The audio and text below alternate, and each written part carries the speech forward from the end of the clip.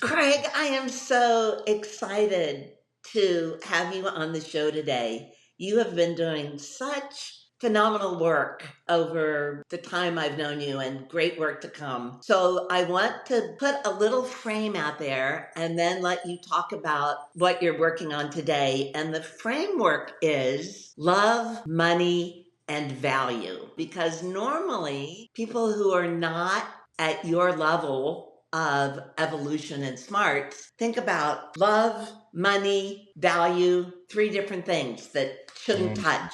An OCD plate where the peas don't touch the meat. But you have this way of taking these concepts and showing how they work together. And I want you to start by telling us about this new amazing concept you have called Up-Ruption. And the first time you said it, was like, Greg, what is Up-Ruption? Up-Ruption is something that came to me because, my background is in the world of innovation. And the world of innovation has been exciting. And a lot of people, a lot of us have been excited about the word disruption. And disruption was always fantastic and inspiring because a lot of things are stuck in the world. A lot of things feel bureaucratic and not moving and outdated. And so disruption comes in and says, hey, we have the opportunity to shake things off a bit, alter the status quo, transform things. But the problem with disruption is that it gets people excited in the business context and especially in startups. But as soon as you take this word in a private context or in a societal context, disruption is not very good news. Nobody wants to be disrupted. So you can have this weird thing, a bit schizophrenic, if you zoom out, where a lot of people are working on disruption, a lot of people don't really want to be disrupted. What I think is that we should keep this idea of disruption because indeed we need to keep things moving. We need evolution is part of what we're here to do. So we need to embrace disruption, but we also need, as we're breaking things open, we also need to see that there is an opportunity to lift it up to a new level of expression. Whatever it is you're working on, education, mobility, relationships, Up-Ruption is embraces disruption, but says, hey, we have an opportunity to bring this up to the next level of evolution, lift everybody up in the process, and really do our job as professionals, as human beings, to accompany the world, society, people in these various arenas of human expression to do more, to do better, to evolve. That's the gist of Up-Ruption. What is it that will motivate people to want that kind of change? What is it that will be the driving force of new communities, new ways of doing things? I think it's partly aspirational. So, indeed, nobody wants to be disrupted. So, that's not a really great value proposition if you go and propose this to someone. But everybody wants to be more. I think it's in the DNA as human beings to want to grow and evolve and to go beyond the limitations that we have. So, I see it fundamentally, it's not about morality or anything like this. It's a new capability to be able to do more in the world and within yourself. And so I think a lot of people aspire to do that. You could say consciously or unconsciously. So they aspire to do that in their own life, I think, because they see that somehow we feel something of a potential inside us. If we engage it with it or not, that's another question. But I think we all kind of feel that, hey, there is more. There is this thing inside us that wants to grow, wants to unfold, like a flower that wants to bloom. Well, it's the same thing for human beings. And I think also in the professional context, people often actually, more and more people are doing that in their private life. They're discovering this ability to be more who they are. But then they go to their workplace and they bang their head into systems that are not doing that at all. So at least part of my ambition here is to bridge these two things, bridge the personal, which a lot more people have an experience of already, and the professional, which is where a lot of the external world is. What do you say when they say to you, well, Greg, show it to me on the bottom line? Or Mm. how am I going to explain this to the people analyzing my stock? This world, even in the business world, I was looking at it this morning. Actually, the value of the Apple brand, just the brand, not the other assets, etc., it's $1 trillion today. Just the Of the brand. brand. Yeah. And so that's pretty intangible. It's hard to, I mean, of course, now they have methodologies to evaluate how much an intangible asset like that is worth. That is an indication of a very real way, big company, one of the biggest companies in the world, as most of the valuation of their companies is in intangible assets. So that's interesting already. And a bit of a bridge to I think what you're saying. Because if you just take brand, brand means reputation, means trust, means predictability, means values. Those are all pretty intangible things that is very hard to measure by common standards, you could say. But it is what drives the rest of the value, the products and services that you can monetize, etc. The way I think about value is that you have this tangible, very tangible value. Okay, we keep measuring that. That's fine. Products and services and revenue and profit. But what enables for a company that value creation? I think it's all the intangible stuff. And in particular, you said, so we talk about brands. Another thing is relationships. The strength of your relationships and your partnerships and the trust and the connections you have with people, consumers, citizens, of course, your suppliers, your partners, etc.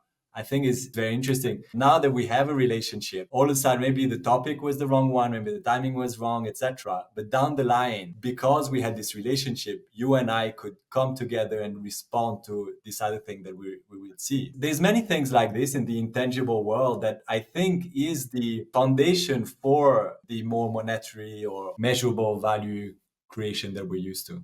Why is the soft stuff not considered valuable, right? Like, why is the soft stuff not important? Why is it not worth as much? What do you think about that? I think it's a reflection of our culture, very male dominated for the last, I don't know how many 100 years, that seems to value also very material things, things I can see, things I can touch. But it's really just once, I'm not saying that's not valuable, right? It's creating a lot of convenience and comfort and progress at one level, you could say. I think this is missing one part of the picture, which is what is nurturing, what is allowing, what is enabling all of this? What is the foundation?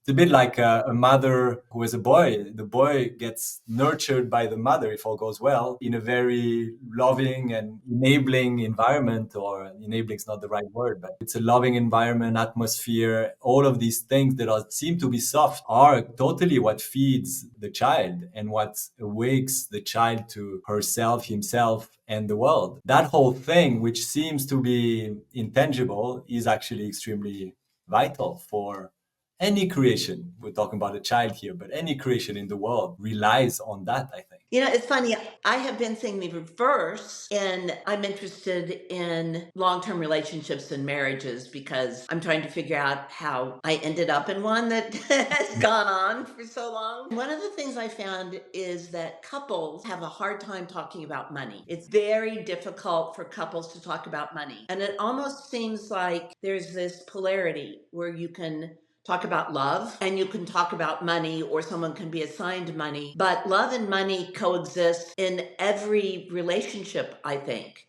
from marriages to Apple. And it's trying to figure out how to communicate around those is very tricky. Do you have anything you can share with us about that? Have you thought about that? When we say love, sometimes it's also there's a lot of definitions of love. I see love as not just liking someone, or not just at the level of preferences. So it's not about I like this, I don't like this. Love is a way of actually saying yes to everything that is there, to accepting everything. That's truly love, I think. And so if I am able to bring love into a situation, into a relationship, into a business process. Basically, I think a number of things are happening. I'm able to see things as they are because I don't have an instant reaction to, oh, I don't like that, therefore I reject this, or, oh, I'm just going to get attached to this. If we do that, which is a very human thing, but it's a human thing, it's at the personality level rather than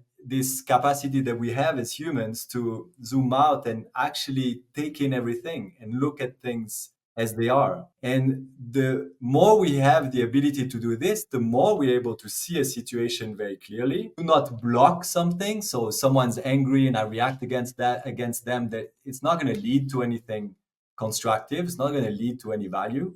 But if I'm able to bring this quality of love, I'm able to accept the other person or the situation the way it is, I think then that is the beginning, or that is the basis for this situation or this other person in front of me to be able to be fully who they are. Because all of a sudden there isn't anything against them. The ability of loving allows the freedom for everything to exist and for this goal to be able to be seen.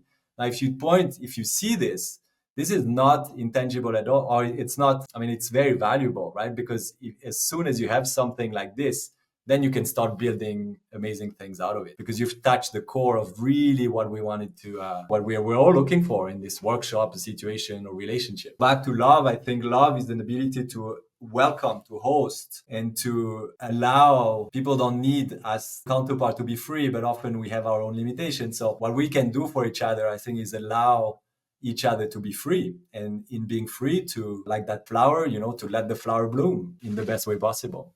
Do you think it's possible to experience this kind of love, particularly in a business setting, if you haven't done work on self love? I think they go hand in hand a lot. I think you can have a bolt of this capacity that you don't know where it comes from. Like if you play tennis and you haven't taken any lessons and you do an amazing shot, of course that happens too, but it's not consistent. Yeah, I think the consistency you get if you are working with yourself, and yeah, like you say, embracing self-love for yourself, so that you have an experience of it yourself, then it's so much easier to then, well, you have a point of reference of what you can do for with others. So I think they do go hand in hand.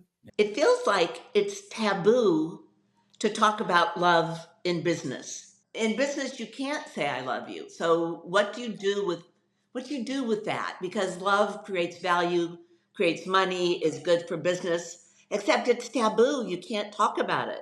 So what do you do? First of all, I think it's a very interesting contrast to see that in the world of sports, of arts, of some things like that, that happens. I find athletes and artists a bit closer to reality, if you see what I mean. Because when you're an athlete, you have to deal with the way life is. You have to train hard, you have to lose, you have to win, you have to, these emotions, etc. You can't hide, basically. If you want to be good, you can't hide.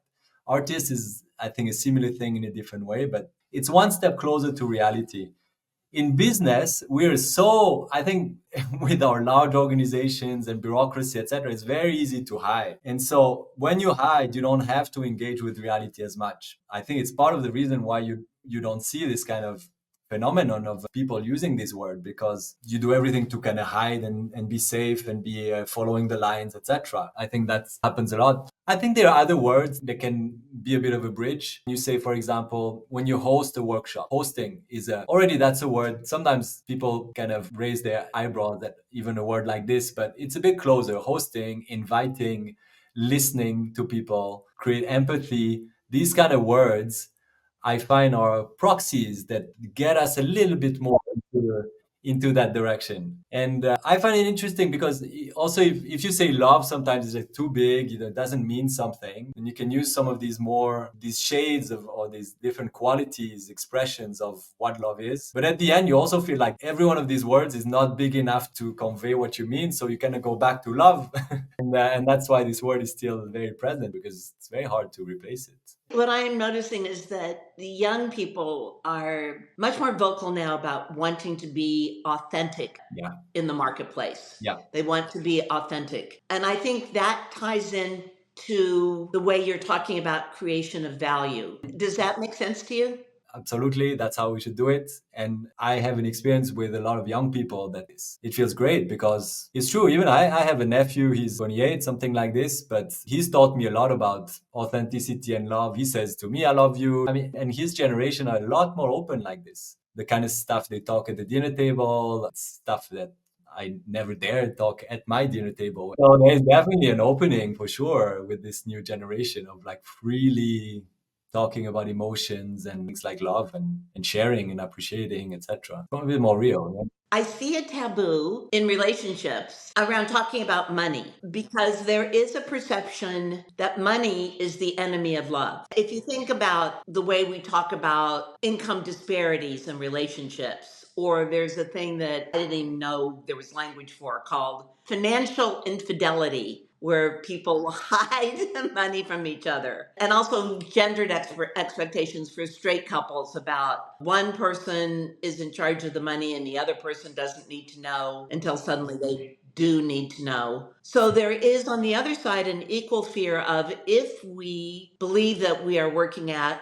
love, if we are working at a Mm. personal, long-term, Yeah. lasting relationship, it can't be about money. We shouldn't talk about money. Money is toxic, it's poison, it's bad, it's taboo, it's wrong. What's up with that? Do you have thoughts on that? It's such a powerful thing in the world that of course it's going to create reactions, right? And I think one way or another, some people are attached to money, some people don't dare to talk about it, don't dare to make money, right? It's a dirty thing to make money for some. So I think those two things are limitations of, distortions of looking at money in a way that's not what it is, which is it's a means of nurturing ourselves. It's a means of exchanging. It's a means of it's kind of a blood flow in the world as well. And of course there's also all these systemic things that of how should money really work and be stored, and no inflation and that kind of thing, right? That's kind of another conversation, but at a fundamental level it's just like food and air and all these other things. We should be able to look at it as they are and not exaggerate or hide ourselves from it, ideally. I'm not saying that's easy, but I think there is a de-dramatization that we can do around money a lot. So, given that it's such an abstraction, can you at least fall in like with money if you've been raised to think that it's dirty or bad or working class or, the devil's work? What do you think? Again, this accepting everything as they are, as it is. So it's taking, if you've had a bad association with money as a child, it's kind of taking it out of the shadows, out of the darkness, to say, not to put it all the way up there as the number one thing in your life now, to lose the charge that you have one way or another with it, and to simply be able to look at it the way it is. I think that's the falling in love. Is not a falling in love, but that's like loving the way things are, right? Not resisting, not attaching. So it's just like accepting the way it is, simply looking at it the way it is. We've been talking about love and money and accepting things as the way they are, and yet wanting them to be what they can be, wanting to nurture the inherent potential. That Up-Ruption is about giving the seed what it needs in order to grow, or to provide the environment for something to become its possible self. Take me through how the concepts fit of going from learning how to accept what is to consciously creating the capacity for something to get better. I think the human intervention is a lot about, if you do work on yourself, it's a lot about getting out of your own way, which means just letting the natural expression of you happen. I think we can do the same thing in the world of business, society, relationships, etc. Is to be agents of allowing things, removing barriers sometimes, removing knots in the system, etc., so that the true potential of something can arise. And when we see it arise, when we discover it, like this example of the workshop, all of a sudden you see that there's something, you feel like you've seen the seed, right? Finally, we've seen the seed. It was hidden for so long. Now we see the seed. Okay, so let's do what the seed needs. That's the next thing of saying, okay, let's help this thing grow to what it can be. And it's a natural thing. So maybe it needs water, maybe it needs air. We just follow whatever the seed needs to become what it can become. It doesn't mean being passive, it means responding to what is required for that thing to happen. Based on this conversation, if we were hosting a workshop together, and there was one thing you wanted people to be able to hang on to at the end of this. Like, if I were a guest and you wanted me to have something that would help me have a shift that was something that would enable me to create more value, what would it be? What would you want me to take away? There's many things in this Up-Ruption ecosystem, etc. I say it's a new logic of value creation in the world, because I think we've used the logic for the last 50 years that maybe we've learned at business schools, and it's become too small for our time. So I believe it's fine. Let's keep it, but let's also add a whole series of dimensions to it so that we can be in the world now with a language, a toolbox, and a capability that allows us to take in more complexity, more nuance, and do better work in the world. There's many different aspects of this, but if there's one thing, I think I would go back to this thing of saying it feels maybe abstract for some people, but the ability of honing in on what is the essence of this thing that I'm trying to work on. When do I feel like there is energy all of a sudden that arrives where I feel like, this is interesting. Honing in on that's the start, I think, to be able to create something that has new potential, unlocking this potential. So look for the seed is the main advice. Greg, I have to say, what an amazing conversation. I have been a fan of yours forever. I want to make sure everyone understands that not only are you one of the leading strategic thinkers in the world for business, but you are thinking beyond that into what can business be for the world? That's the question you're asking that has not been asked as beautifully as you're asking it now. So I am really honored that we had this time together. I'm hoping that we can have more conversations and thank you. Thank you. Right, Ronna. Yeah, and beautifully put. I've never said it that way, and it's a very accurate description of what I'm trying to do. So thank you for that. Thank you for hosting this conversation, for your beautiful energy, and yeah, I look forward to more.